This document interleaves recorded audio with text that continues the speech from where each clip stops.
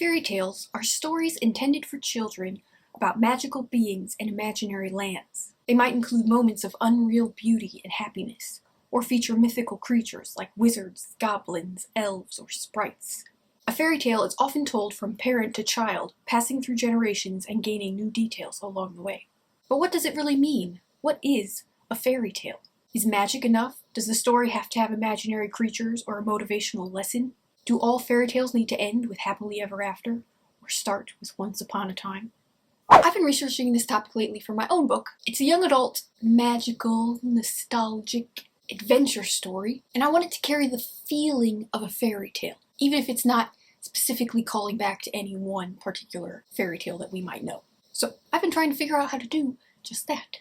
Hello friends, my name is Elizabeth, and today we are talking about fairy tales. I recently posted a video about writing nostalgic stories, because that was something else I had been researching for my own current work in progress. And I thought it would be fun to make another video about what I am currently researching for my own writing, in case other writers out there are writing similar stories and wanted to see how I am going about the research. Besides, learning is more fun when we do it together. So, here we go.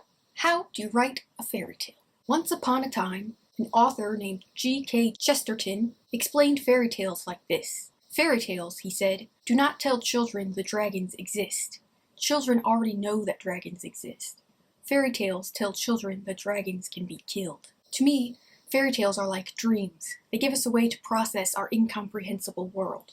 They provide a safe place to identify challenges we might face in life, and then devise ways to overcome them. According to literaryterms.net, fairy tales give us an outlet for experiencing things in our minds before we experience them in the real world.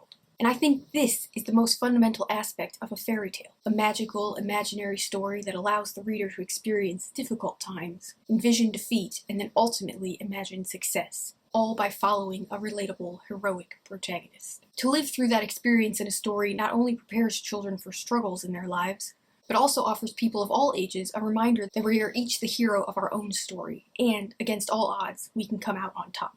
Fairy tales can be a survival mechanism for difficult times. Fundamental elements of a fairy tale: magic, good versus evil, happy endings, kings and queens, wise old mentors, fantastic beings, unknown worlds, jewels and gold, treasure, animals as friends, defined goals, setbacks, defeat, success, lush forests, historical lands, emphasis on sets of 3 for symbolism or important items, supernatural adversaries, powerful objects, secret knowledge, fate, enchantments, lost lore, goblins, crowns, cottages, curses, damsels, ogres, wicked, adventure, frogs, swords, castles, knights, dragons, spells, quests, giants. For writers creating their own fairy tales, I think the best way to get your story to feel like a fairy tale is to remember these essential elements. Not that you have to include all of them, but just roll around in them.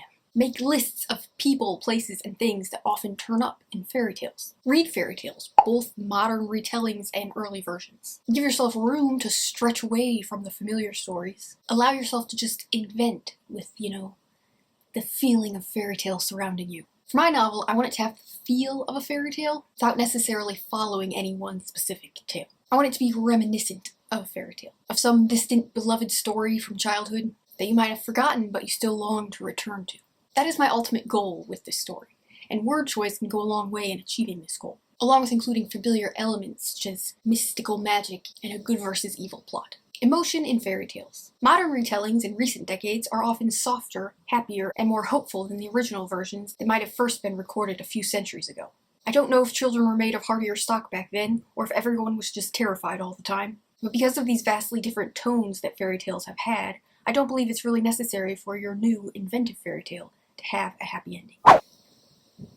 Now, maybe you think this goes against the fundamental elements of a fairy tale, and that's totally fine. You can absolutely stick with the classic happily ever after, and good triumphing over evil, and that might actually be a better way to achieve that specific hope that fairy tales can offer.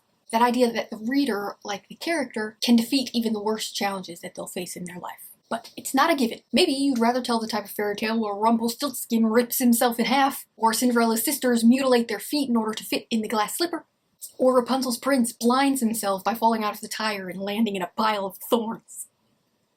Have at it. It's your fairy tale, and you can decide what tone you want it to take. For me, I'm planning on sticking on the lighter side of things. I want to capture that magic and nostalgia and fearless hope that childhood fairy tales can bring us. And not, Snow White's mom wanting to eat her organs.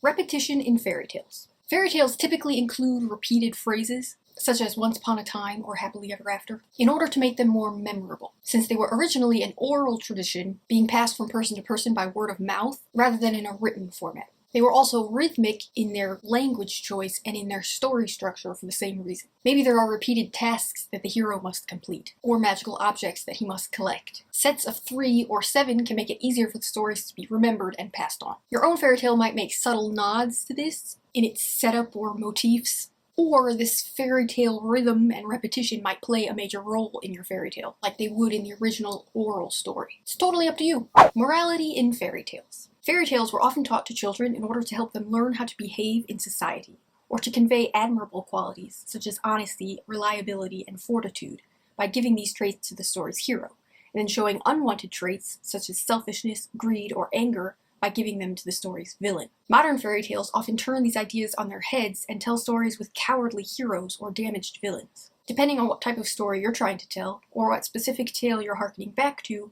you can either include overt good versus evil, or a more morally gray environment in your story. To me, though, the moral of the story is simply theme.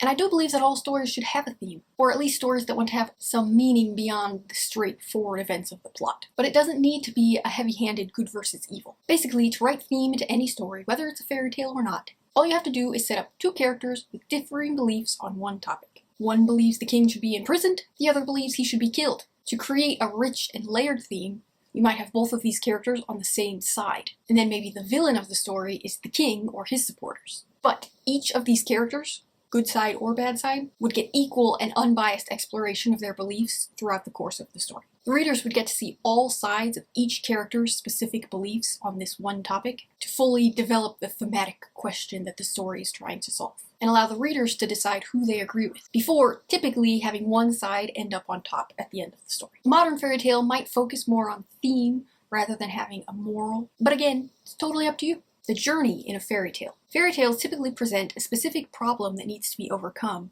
and then shows the hero completing different tasks and trials in order to do so. Your fairy tale can either feature this sort of straightforward progression, or it may contain a broader hero's journey, where the problem the hero needs to overcome is some central flaw in his character that he might not even know he has until the end of the story.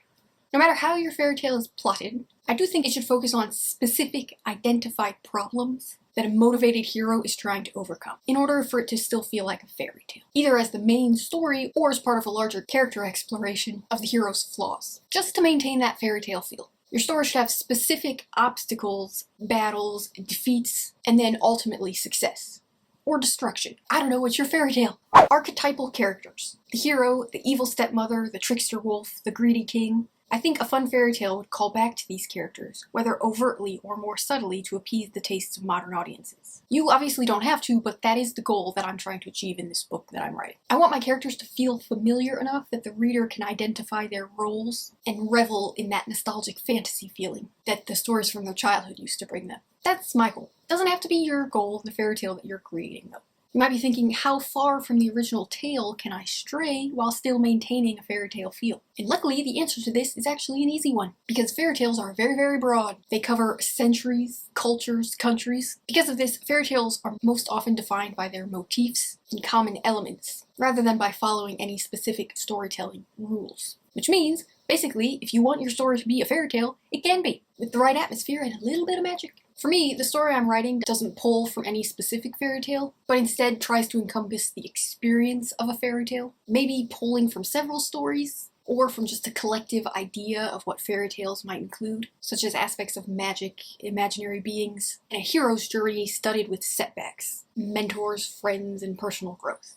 For my story, I'm focused on creating that familiar fairy tale feeling, rather than exploring darker or more experimental stories that explicitly turn fairy tales on their head. But you don't need to necessarily stick so closely to this familiar hero's journey and magical elements, and archetypal characters, and good versus evil in your fairy tale. That's just what I'm doing, or what I'm trying to do. If you want to write a more modern, unconventional experimental fairy tale, you might rely more on familiar objects or settings or characters in order to invoke your readers' knowledge of fairy tales in their minds, rather than focusing on the optimistic, atmospheric, familiar fairy tale feeling that I'm trying to capture with my current story. I do hope this inspires you to try writing your own fairy tale, either by exploring known stories or by inventing totally new adventures for your readers to get lost in and maybe pass on to their children. And if you enjoyed this video, I would really love it if you could like and subscribe to my channel. Thank you so much.